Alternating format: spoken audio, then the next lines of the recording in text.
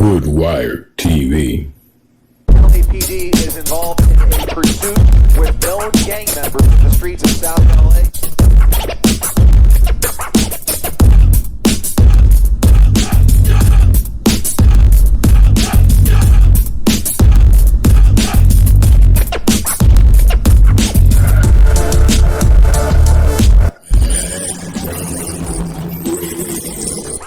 Follow our content on all social platforms.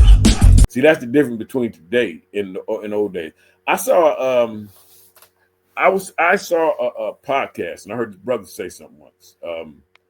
He was on I think it was Ebro and Peter Rosenberg and I think Okay, in the morning, yeah, and it was his brother. He was a OGA trade gangster, and okay.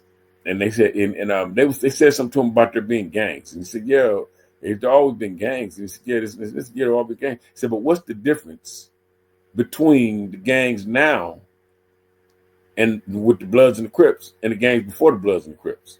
And he had a phenomenal answer. His answer was, he said that the gangs before the Bloods and the Crips were pro-black.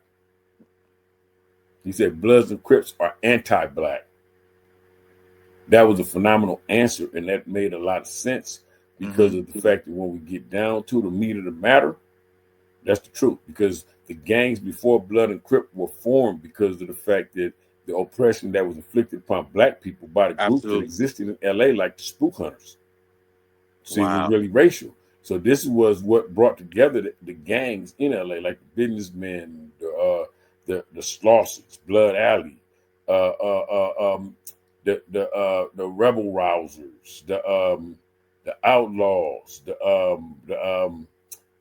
what's the other guy? The rebel rousers, the outlaws, the gladiators. This is what all these, and there were several more groups. Right. But this is what they found. They were founded around.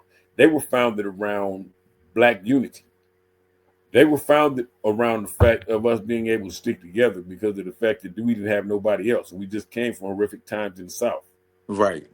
So this is what black people were. This is what it was founded around. The gangs, the evolution of these communities that these gangs come from, and I'm not going to call them gangs. I'm going to call them urban social groups. But the evolution of the communities that these urban social groups came from ended up being gangs. Right.